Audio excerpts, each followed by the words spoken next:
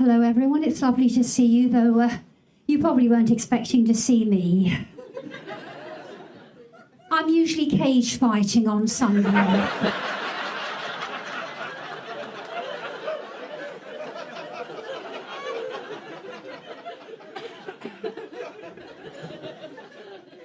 Unfortunately, I've been banned. Something to do with not understanding what no holds barred means. So I thought I'd try stand-up comedy. I've got a lot of time on my hands since the Samaritans asked me to leave.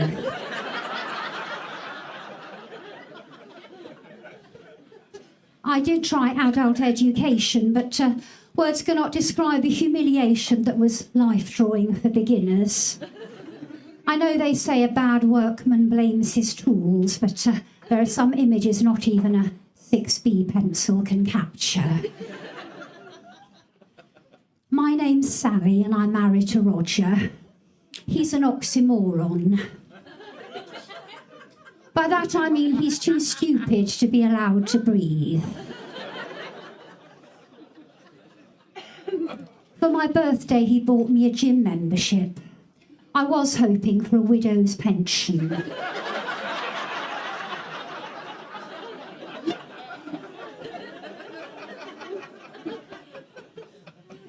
The other day I arrived at Aerobics and there was a new member standing in my space, so I shot her. No, of course I didn't. I bided my time, and when she was picking up her hand weights, I dropped some ketamine into her water bottle.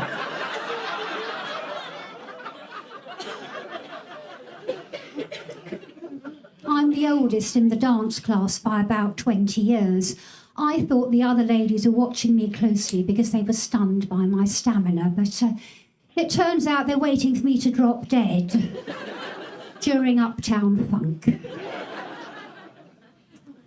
Roger and I have both had all our jabs, but I prefer to keep my distance.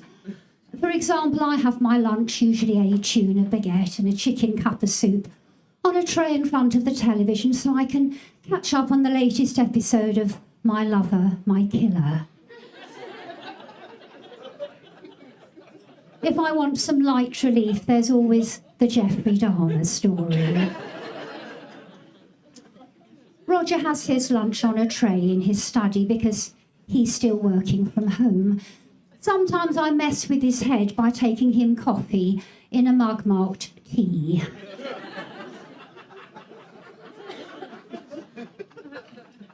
I always make sure to WhatsApp Roger before going upstairs, just in case he's getting some light relief.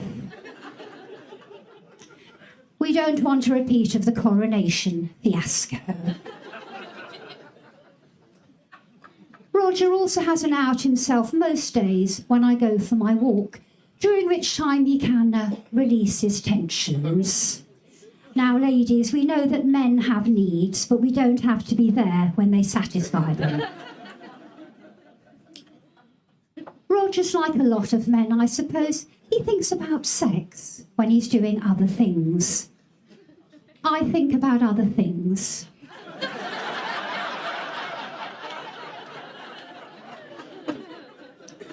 When I'm doing sex with Roger. He's not very romantic either. If I want my hand held, I have to go to the nail bar. Thank you. Sex with Roger. It's like going to the hairdresser.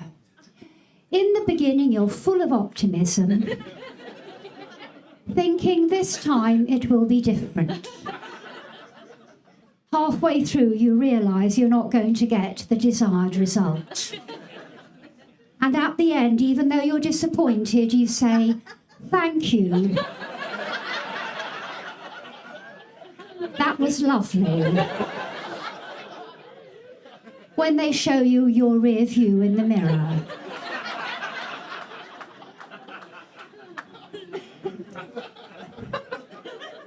And 6 weeks later, you have to do it all again.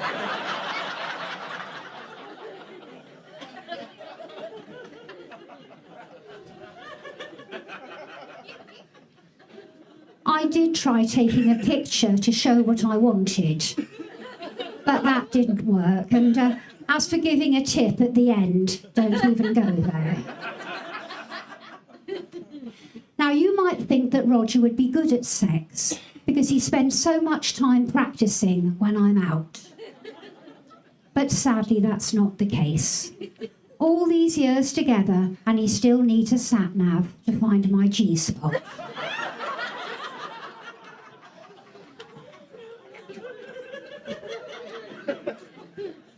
So you can understand how upset I was when he said to me recently, "You are so predictable. Why don't you ever surprise me? Dress up or something."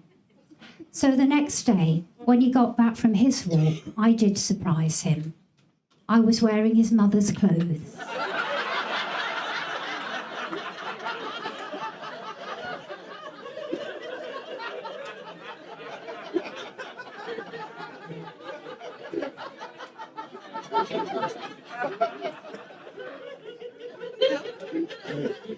He wasn't laughing. I always thought he wanted me to be more like her, you see, but it didn't go down well. I think it was too soon after her funeral.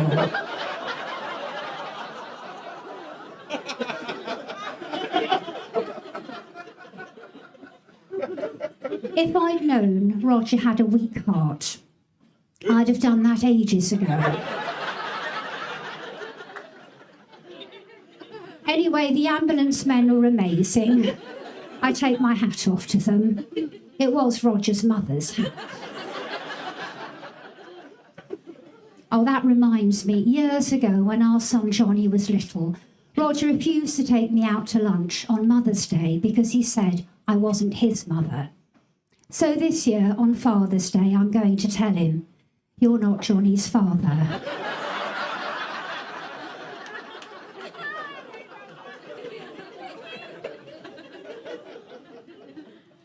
You might think that was unkind or even cruel, but Roger's been doing a number of things recently that really irritate me, like waking up. Having said that, when he's asleep, his snoring keeps me awake. I was thinking about buying an anti-snore pillow, but then I realised any pillow's anti-snore.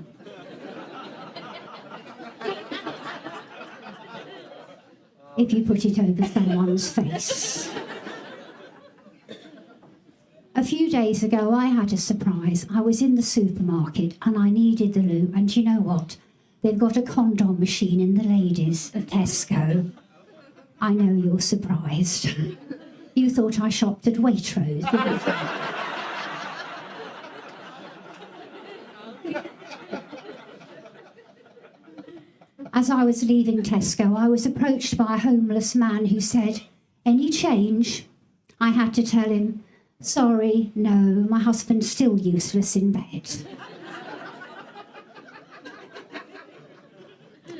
Then in the car park, a random man came up and told me off for what he called selfish parking.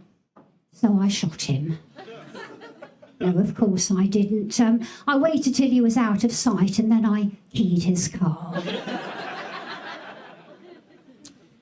Before I met Roger, I went out with a masochist who begged me to hurt him.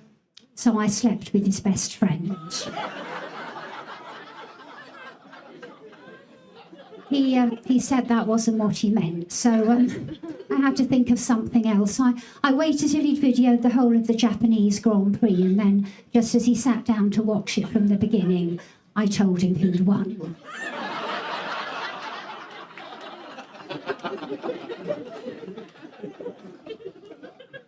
I didn't have much sex when I was a teenager. My mother said to me, the way to a man's heart is through his stomach.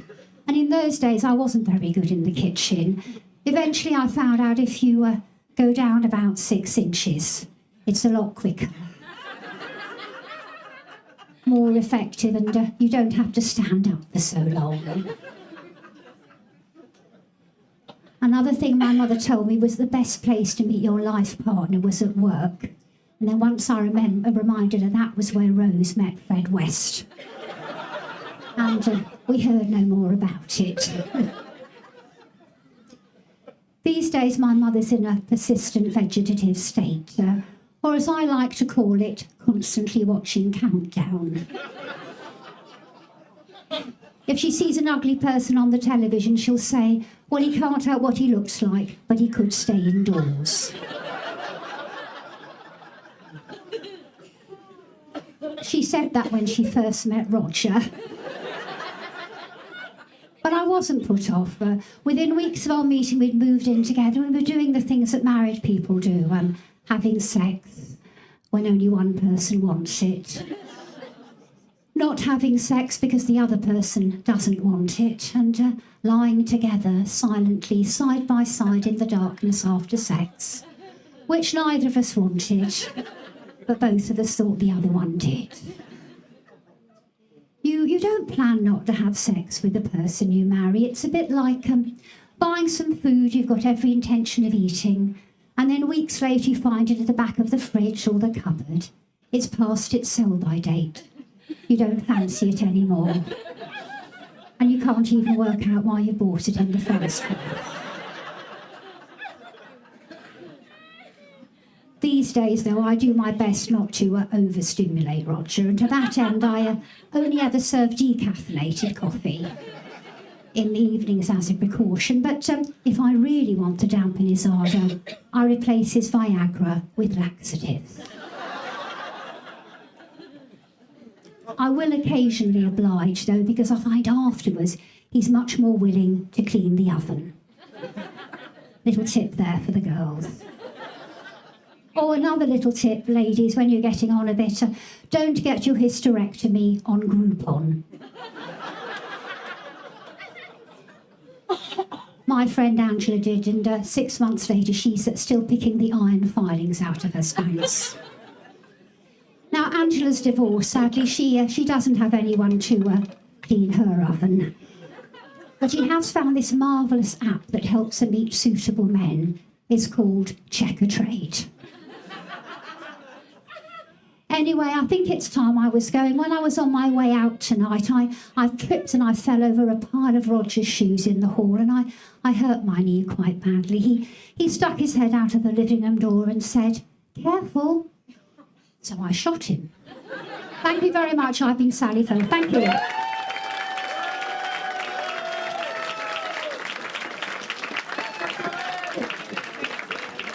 Sally Firth, everybody!